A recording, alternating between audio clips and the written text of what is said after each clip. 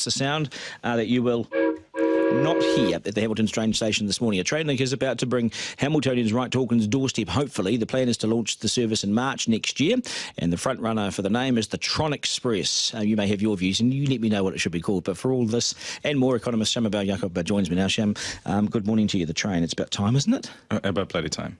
Yeah, we've waited a long time. Well, if you think about the connections, it's so much more efficient to put people on trains to move them long distances. And we're not going to get people working in Auckland from Hamilton if we don't have good passenger services. Well, you can't get past Papakura.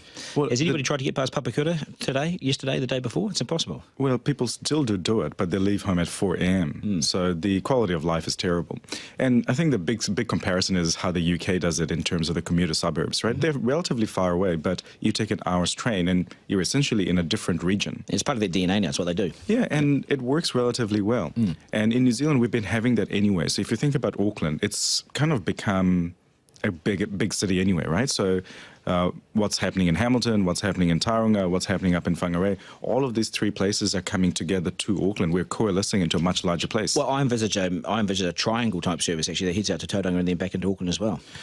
With Tauranga, there's an additional thing in terms of freight. Because of the port there is a real opportunity to kind of connect much better with freight. So we need much more freight services. But this is the infrastructure we're talking about, and then there's the Kiwi Saver funds. Why? I mean, all this to me seems quite obvious. We have this big fund, and we have all these dollars. Sam Stubbs and I talk about this all the time. There's great frustration.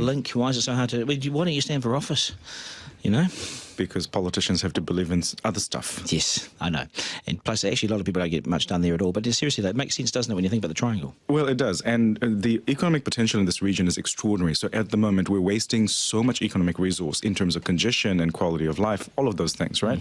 The amount of efficiency gains we would have if we didn't have people having to drive for an hour and a half to get from the edges of Auckland into the city. But can it be done, though? Can you have it would have to be a fast train. You couldn't sit on the train for 3 hours, stopping every sort of 10 seconds. But it wouldn't have to be super fast either, because already people are spending an hour and a half to travel not very far. So as long as you're within an hour, I think it's good enough to get a lot of people making the decision. It's a straight line. It is a straight line, but also we have the opportunity to expand the services over time. So while they're looking to start in March, in reality, the long-term plan has to be to invest significant amount of capacity to expand that service. If you were to do it today, how fast would the train be? I mean, like, is just over an hour, I think. Yeah, hour and 6 or something. But is the infrastructure there?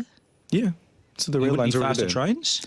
Oh, you might need new carriages and whatnot, because we don't have enough. And we can build those in New Zealand or get them from offshore. Because, I mean, if you look at the previous government, everything was pushed offshore, wasn't it? It was. And in a way, that was a bit of a shame because it created additional complexities. Yes. So I know there's a lot of kind of emotion that goes with these kinds of things, but being able to service your own train services and to be able to fix problems as they come is quite helpful. I mean, a daily service. I mean, they did this from, and I took it a number of times actually, Palmerston North to Wellington.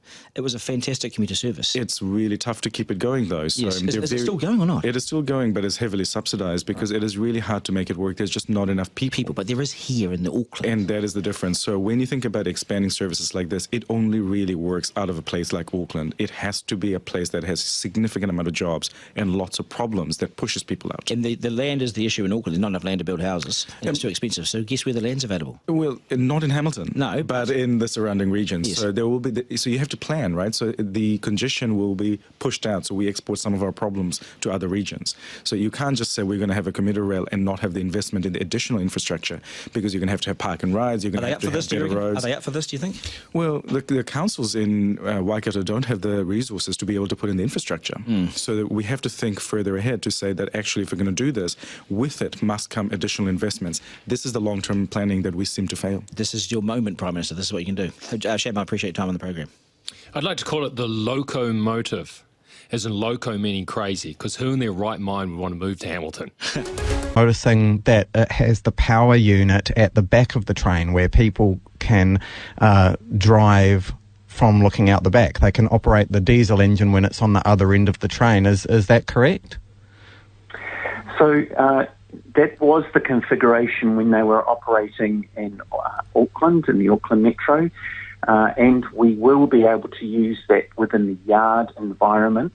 However, that is not the operating, what we call a push-pull configuration. We will not be using a push-pull configuration for this particular service. It will always be in a pull configuration. So we will be turning the loco at Auckland, but not the entire having that push-pull. So at this stage, the loco will always be at the front. Right, and where will the locomotive get turned around? I mean, I know there's a turntable in Te Rapa here in Hamilton, but what about up in Auckland? Because I know that turntables are, they're becoming fewer and farther between, aren't they? Yeah, so this service will have the loco being turned in Auckland at Westfield. We obviously use the one at Te Rapa with regards to just the operational kind of components and the like.